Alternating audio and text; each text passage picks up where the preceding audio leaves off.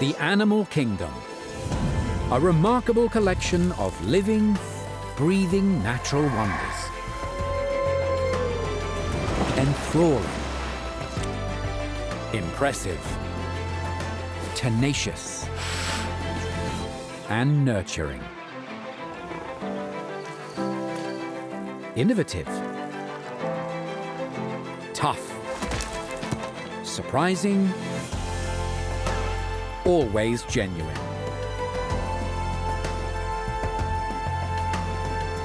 Discover their past, present, and future. Just breathtaking. Just intriguing. Just tremendous. Just animals.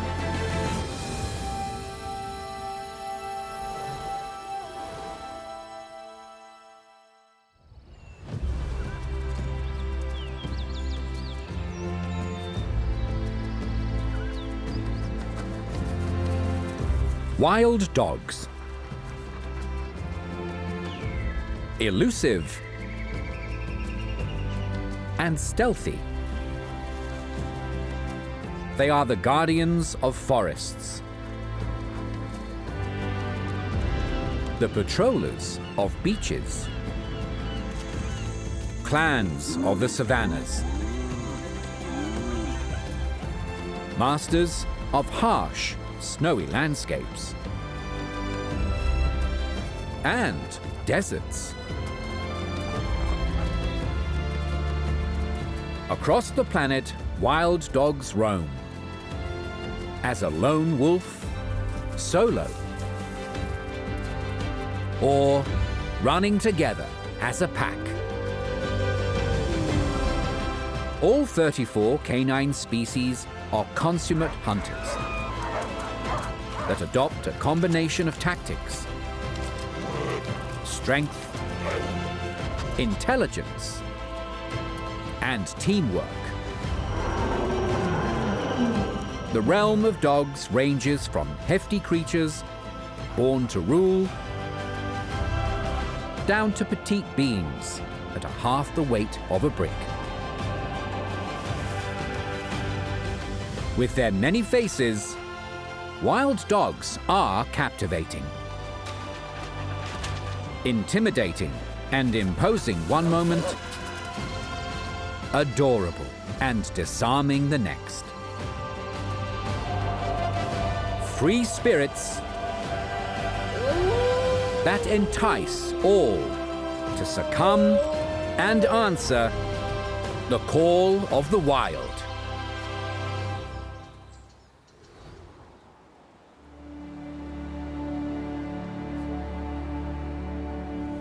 Biologically speaking, wild dogs are warm-blooded vertebrates, animals with backbones that belong to the class Mammalia. The presence of hair or fur is another mammalian characteristic, as is the way females give birth to live young and feed their infants with mother's milk.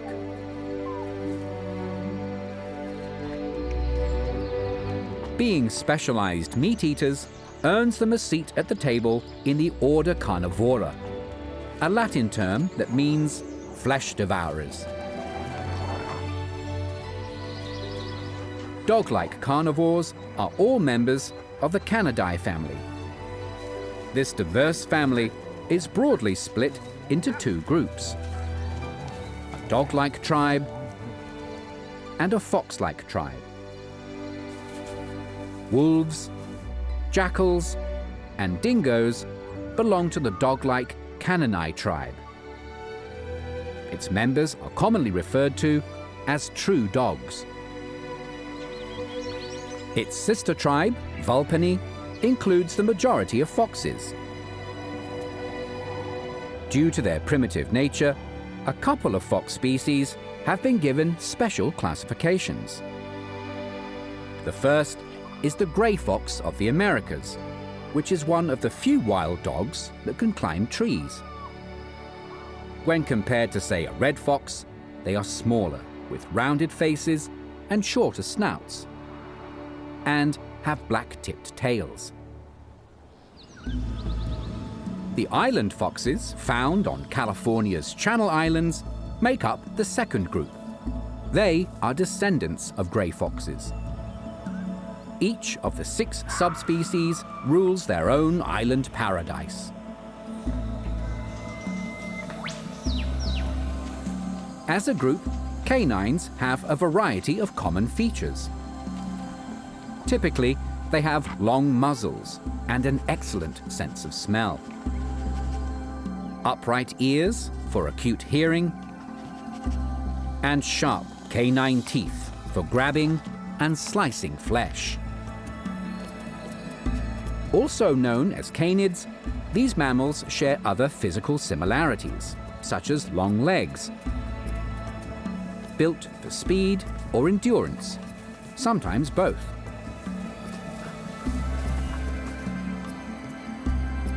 Bushy tails are used for warmth, balance, and as a communication flag to other group members.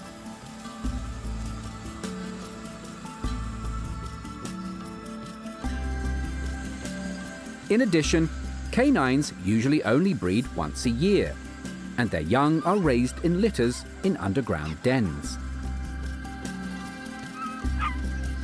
They're social animals and mostly live in small families or big packs.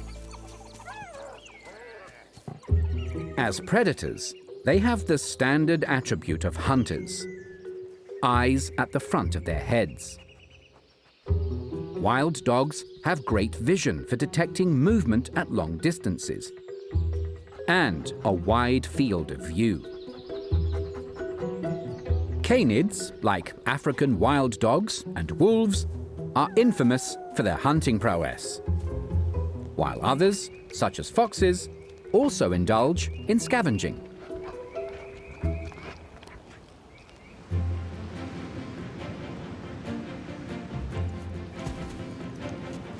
One particular species of canine is the most widespread and well-loved: these furry companions. While it may be hard to believe, the hundreds of domestic dog breeds that exist are all descended from wolves. They might be right at home, in our homes, but thanks to their ancestry, they will always be wild at heart.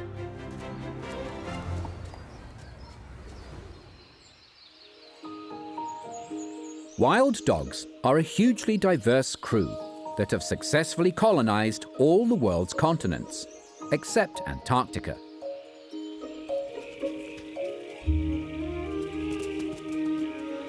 The largest wild canine is one of the most recognizable of the 3 wolf species: the grey wolf. They can weigh up to 80 kilograms.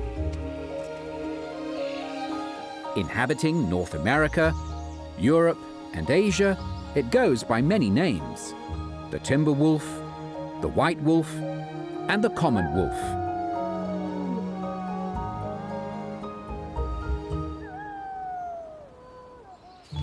From nose tip to tail, large males can measure 2 meters.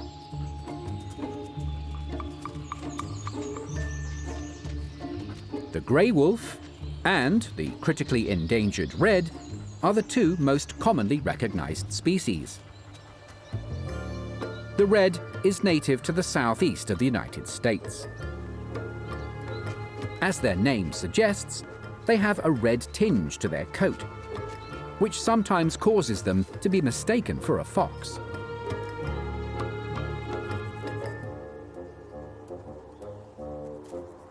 A close relative is the little-known and rare Ethiopian wolf, endemic to the highlands of Ethiopia in eastern Africa. Unlike other wolves that live in large packs and consume a broad diet, Ethiopian wolves often venture out solo or in pairs, And, when hunting, they specifically target rodents. Debate rages as to how many grey wolf subspecies exist. Up to 40 have been proposed. Some contenders include the stately Iberian wolf, native to Spain and Portugal. Compared to other wolves, they have smaller builds, tipping the scales at around 50 kilograms.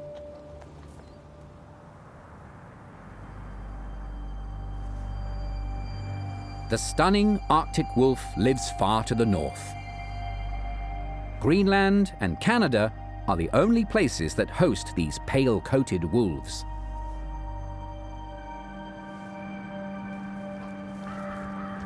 Another Canadian subspecies is the Vancouver Island wolf.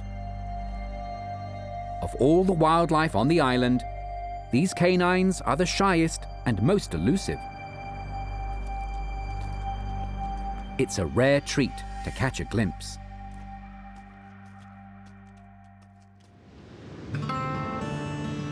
Australia doesn't have wolves, but it does host a distinctive wild dog, the dingo, that can also be found in Southeast Asia.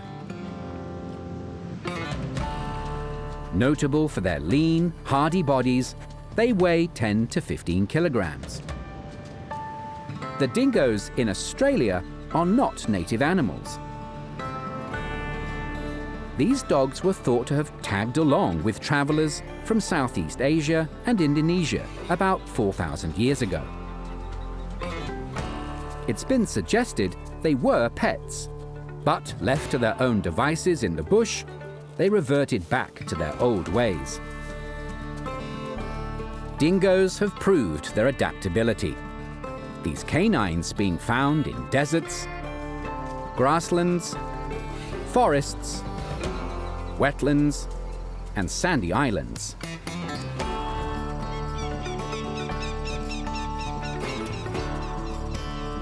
This versatility is also shared by the wily coyote. These thickly furred dogs are known for their lean physiques, narrow, drawn-out snouts, and yellow eyes. Once chiefly located in prairies and deserts, they have spread across North America, adding forests, mountains, and urban areas to their list of favorable habitats.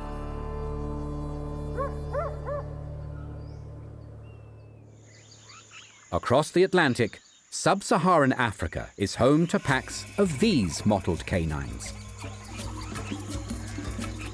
African painted dogs are the largest canines indigenous to the continent, weighing up to 36 kilograms.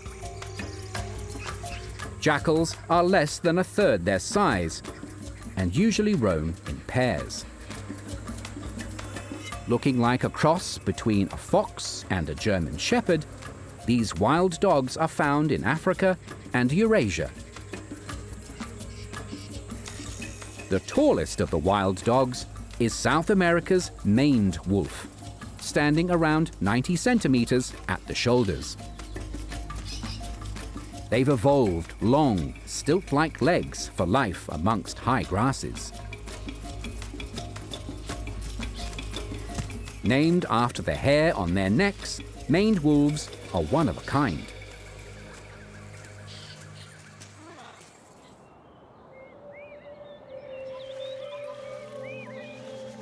Asia's dhole is another unique individual. It differs from other canids in that females have more teats, able to feed up to 12 pups. On the same continent lives one of the most unusual wild dogs.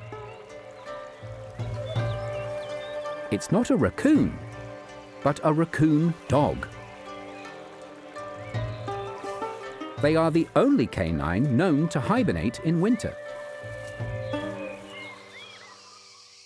Its closest relatives are the foxes.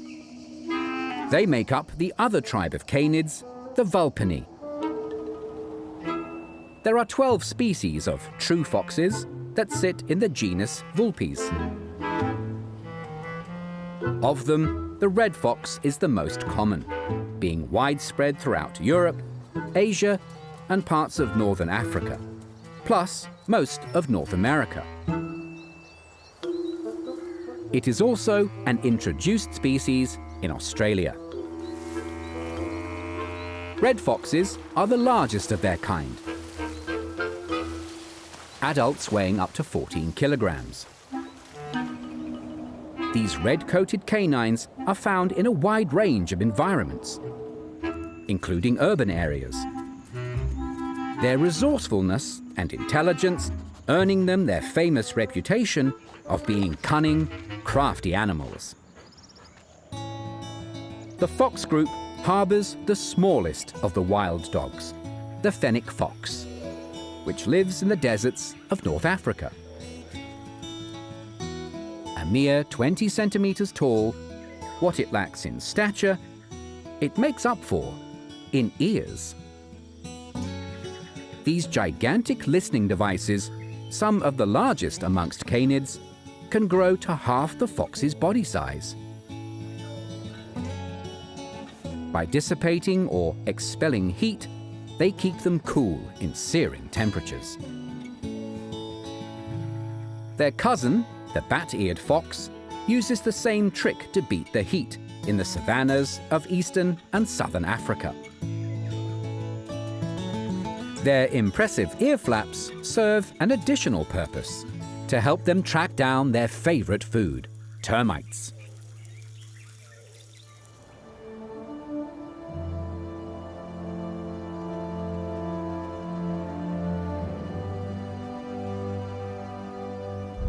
At the planet's other climate extreme lives a snowscape specialist, the Arctic fox.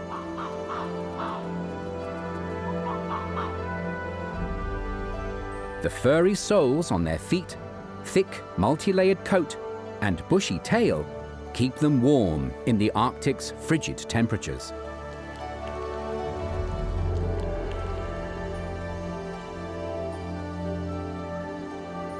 Around the globe, wild dogs have successfully infiltrated a wide variety of ecological niches, their resourceful nature allowing them to flourish wherever they roam.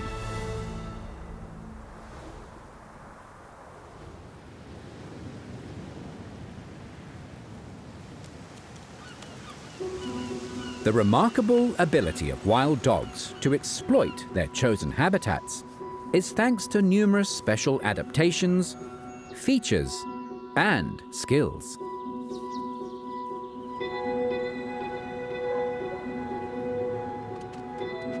Arctic wolves live in one of the coldest, inhospitable places on Earth. Here, not many other animals can survive, meaning wolves have to cover large distances to find food. They do have stamina on their side and have developed a trot that speeds them along at around 8 kilometers per hour. At this pace, they can travel all day, their paw pads and strong claws giving them excellent traction. All canines move in a digitigrade fashion, meaning they walk on their toes. Their gait is responsible for their hooked-shaped legs. Digitigrades are able to move more quietly compared to other animals, a useful ability for a predator.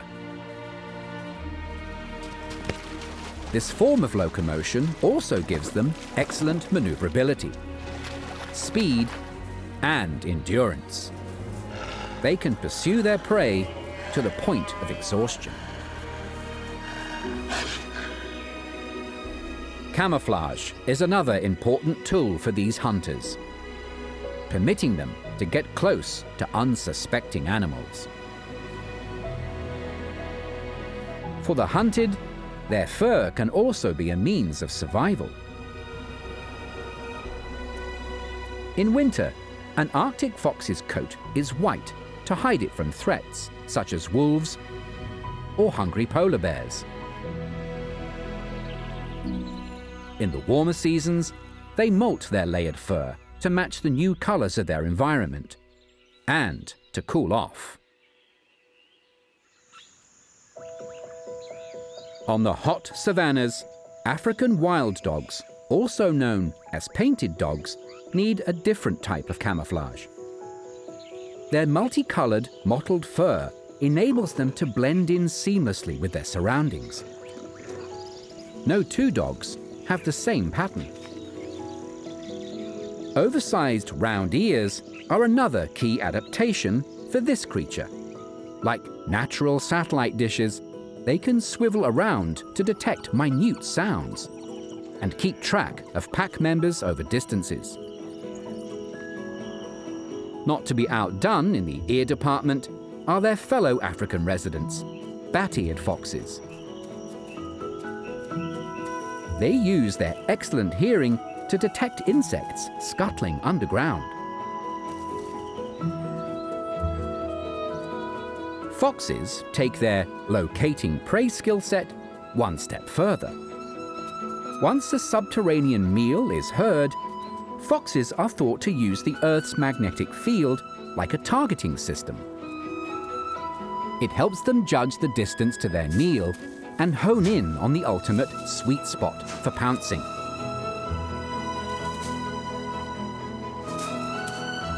The mouse pounce, as it's known, is a hunting maneuver executed by various canines, including the coyote.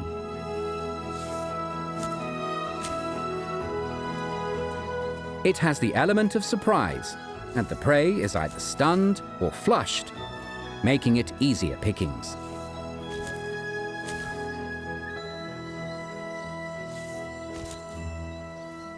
Not all pounces are rewarded. When hunting, wild dogs rely on their infamous sense of smell. In wolves, it's greatly heightened. While a German Shepherd has about 225 million scent receptors, a wolf has 280 million.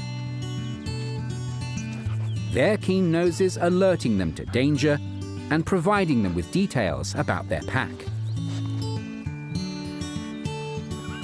Under the right conditions, it's possible for wolves to detect prey from over 2.5 kilometers away.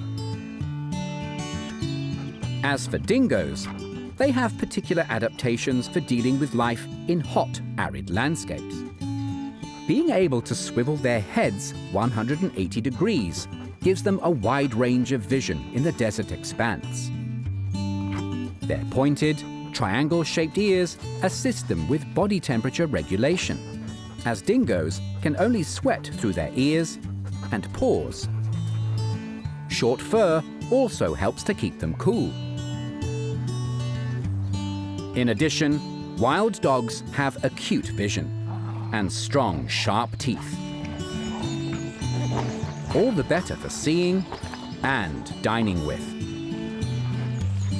These, just a sample of the impressive adaptations that help wild dogs survive their day-to-day lives.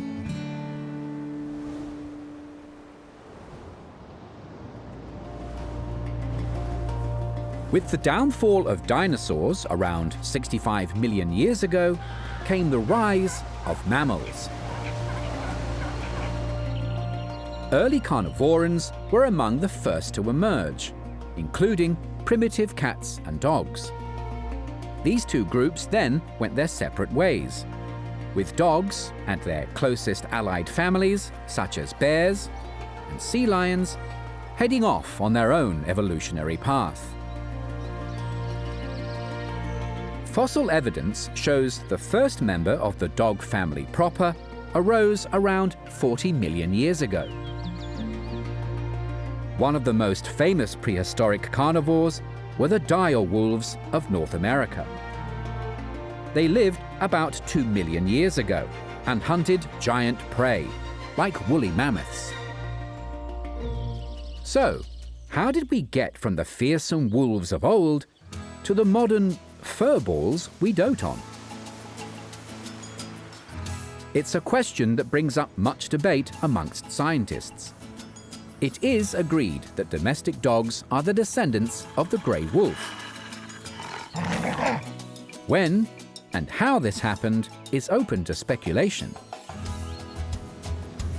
Early theories held that dogs were wild up until about 12,000 years ago.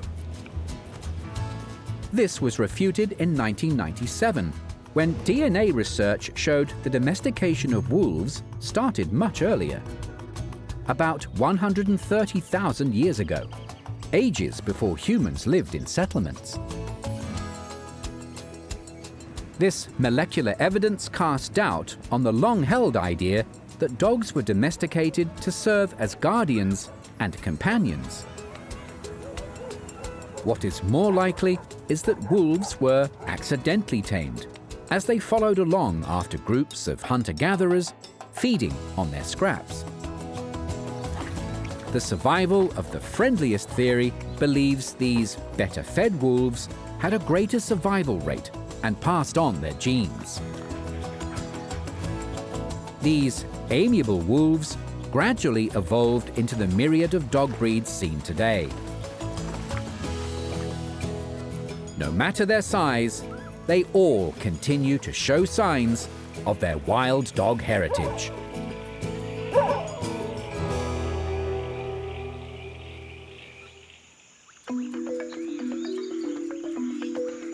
The various types of wild dogs may look different and live in a range of ecosystems, but they do exhibit some common behaviors.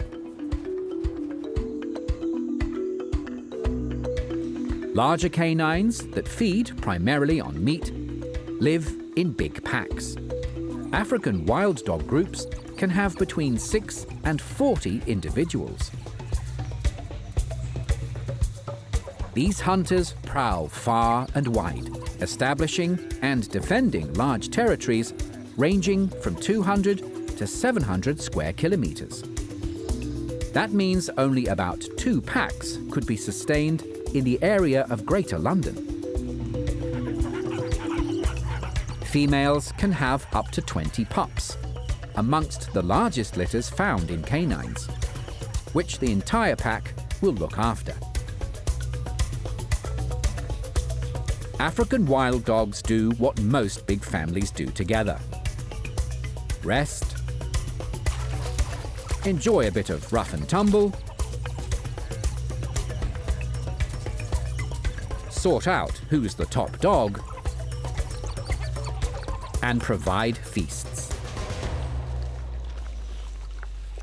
While African wild dogs always hunt as a team, wolves sometimes hunt alone, often when prey is plentiful. Wolf packs have a strict hierarchy, an alpha male at the top, followed closely by an alpha female. They're usually the only pair to breed. Rankings are maintained by body posturing, both dominant and submissive. There are benefits of being part of a pack, such as protection in numbers, the weak being supported by the strong, the opportunity to take on larger kills, and the shared care of youngsters, with knowledge passed down through the generations. Communication is also crucial to group success.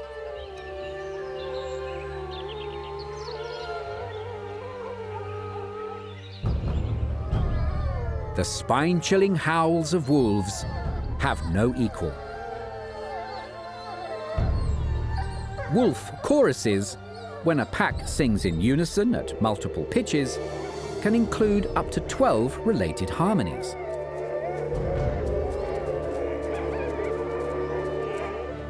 Why do they howl? Various reasons, such as to assemble the pack, to claim territory and warn intruders, and to maintain relationships. Howling up into the air allows the sound to carry further. Across open spaces, wolves can hear sounds from over 15 kilometers away. Other wild dogs have their own vocal communication styles.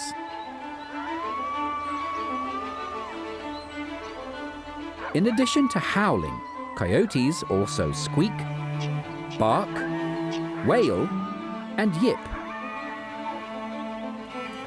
Due to their musical repertoire, they're also known as song dogs.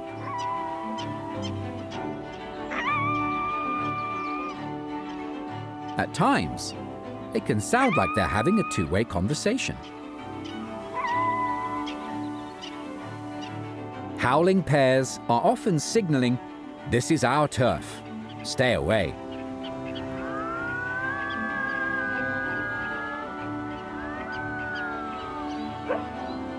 Jackals have their own yipping sound.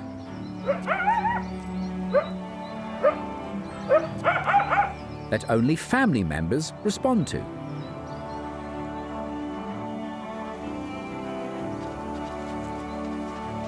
Scent marking is another popular form of communication used by most wild dogs. They urinate and defecate to mark territory boundaries, or to protect a kill.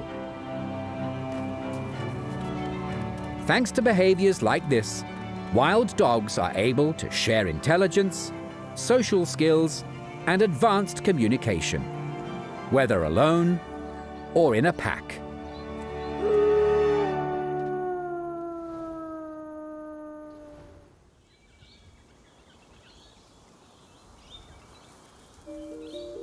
When the newest generation of wild dogs come into the world, they do so with plenty of company. The term puppy is derived from the French word poupie, meaning dog.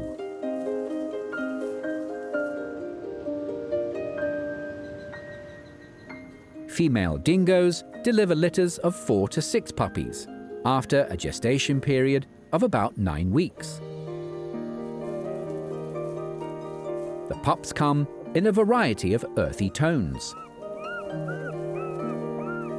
Born defenseless, they're protected in a den for up to 3 weeks before they're ready to explore the outside world. The pups suckle night and day, and while they're occupied, the mum has a chance to give them a good clean. This enthusiastic licking also strengthens family bonds. Dingo pups wean at around 2 months of age. After this point, some mothers stay with their litters, allowing them to share her kills. By 4 months, the juveniles try hunting for themselves. And before reaching a year, they strike out for independence. Dingoes having lifespans of about 10 years. While raising pups in the desert has its challenges, so too does rearing young in the world's northern extremes. This Arctic fox family lives in cold, harsh terrain. The tundra of Norway's Svalbard archipelago. Having their babies in the right season is critical. Births are timed for the onset of summer, when there's an abundance of food, namely nesting birds and their eggs. Arctic foxes usually have 5 to 8 pups, also known as kits. Sadly, not all will survive their first winter. Arctic temperatures can plummet to minus 50 degrees Celsius, and food is often hard to come by. Summer, however, is a time of plenty, and play is to be enjoyed while the warmth lasts. Arctic Arctic foxes get to enjoy up to 4 summers in their lifetime.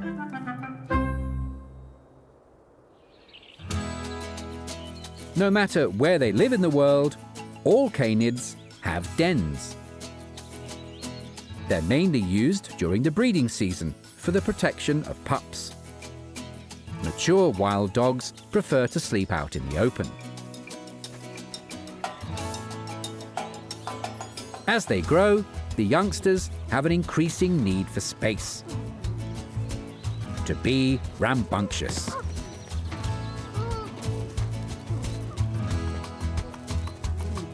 This play-fighting will give them strength and hone essential skills they'll need for later on in life.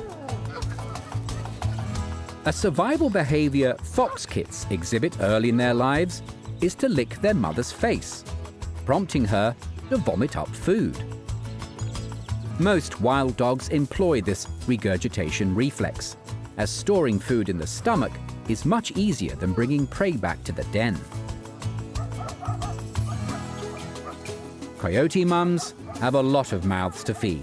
With litters of up to 12 pups, a large carcass is a welcome prize. These furry babies have about 10 years' worth of meals to look forward to.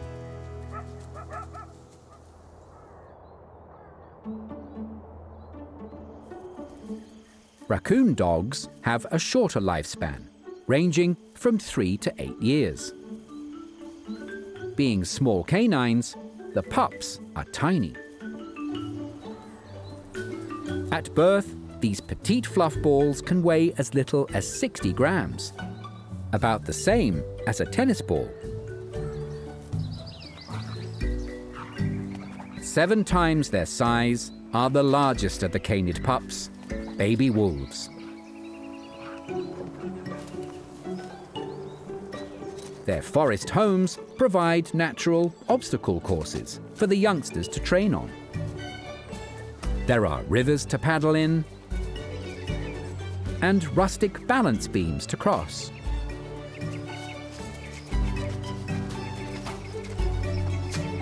Skills they will use throughout their lives that can span up to 8 years. From agility and hunting tactics through to establishing territories of their own. These are aspects of a dog's life that all young canines need to learn to equip them for a successful adulthood.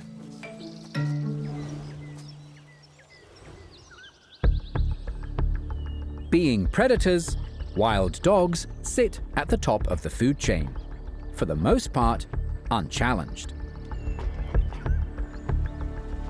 While they're all meat eaters, they do include some plant material in their diets, which makes them omnivores. For example, wolves not only dine on prey, but also berries, nuts, grasses, and sedges. The greens in their diet are not usually consumed for their nutritional value. Grasses are thought to purge sizable worms from their systems.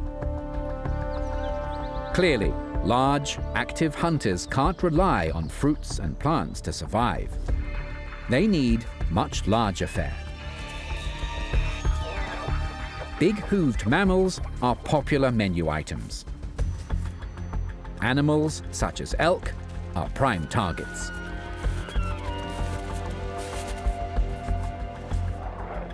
Giant bulls with huge antlers are not an easy target, even for a pack.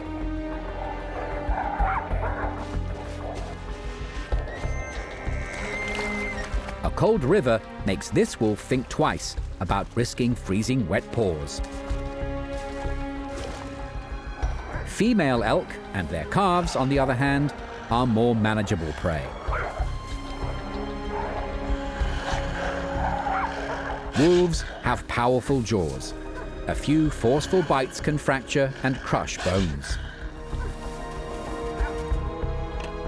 The life of wolves is often feast or famine. When meat is on offer, they can eat up to 10 kilograms in one sitting.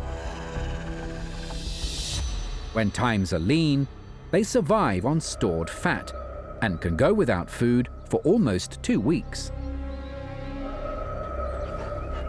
While they're out searching for a meal, wolves need to ensure they don't become hunted themselves. Predators, such as grizzly and polar bears, plus wildcats, are known to prey on wolves.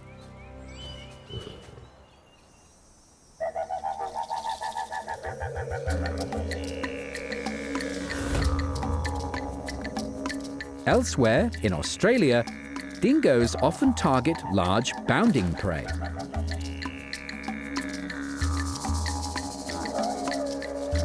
Usually, these wild dogs go for the small or the weak. To take on healthy adult kangaroos, they need to be at the top of their game. Their only chance is in numbers. Taking a unified effort from the whole pack. Big red kangaroos can reach speeds of over 50 kilometers an hour, allowing them to leave these canines behind.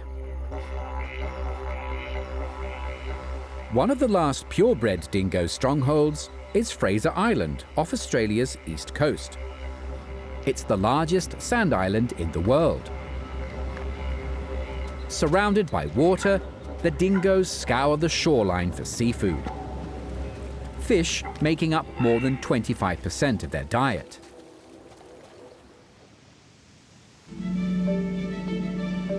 Grey foxes in South America can dine on other bounty from the sea. Penguins, a good source of protein, minerals, and fat. While foxes may predate on birds, they, in turn, need to watch out for avian aerial attacks. Raptors are skilled fox hunters.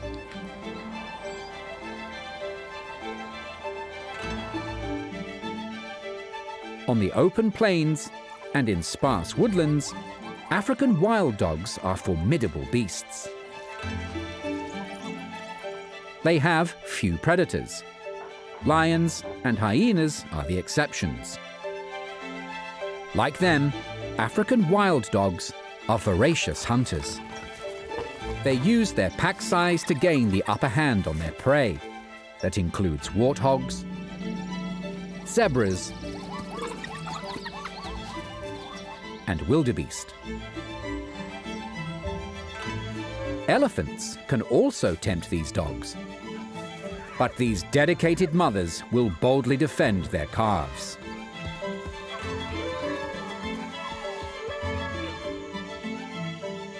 Elsewhere, a water buffalo mum is facing numerous attackers alone.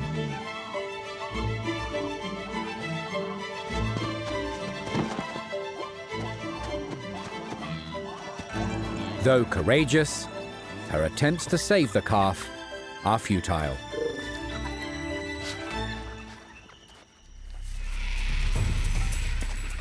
A group of vultures is the sign of a kill. Some jackals come to fight for their share. On the Pride Lands, there's a strict pecking order that must be obeyed.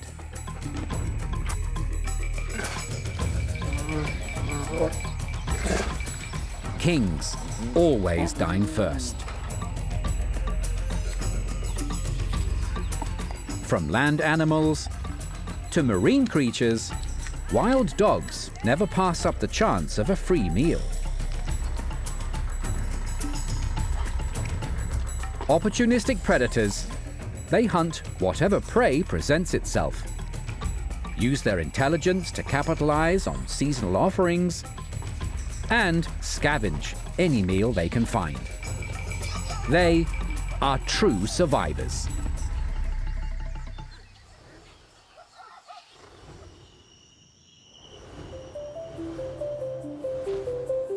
From wolves that we've feared and held in awe, to foxes with their sly, cunning ways. Plus, our loyal, hard-working companions, humans have had a long and meaningful history with dogs. The ancient Egyptians worshipped Anubis, the jackal-headed god of mummification and the afterlife. They believed he guided the dead to those that judged their souls. Foxes were featured in many of Aesop's fables, tales that date back to ancient Greece. While often seen as tricksters, foxes have also been portrayed as wise, humorous, and admirable characters. Over the ages, there have also been conflicting views about wolves. In some stories, they're portrayed as villains. In a well-known fable, one blows down houses. In a popular fairy tale, a wolf's cunning, menacing ways teaches children to be wary of strangers. As for werewolves, the idea that people transformed into these supernatural beasts sprang from the imaginations of the ancient Romans and Greeks. Their popularity has not waned in modern times, these creatures often starring in fantasy and horror films. In contrast, Native American cultures value wolves as clan animals that represent courage, strength, and hunting success. Cultural ties to dingoes are also ancient. In Indigenous Australian mythology, they are often depicted in vivid rock art. In recent times, the relationship has become strained. Dingoes have been vilified for attacks on livestock and, occasionally, children. On the flip side, they're heralded as an Australian icon and a tourism drawcard. In the Arctic, sled dogs have been used for at least 9,000 years as a means of transporting goods. A human-dog partnership that continues in some communities. Today, many worship at the altar of the pooch. They are our darlings, our exercise buddies, our workmates, and our confidants.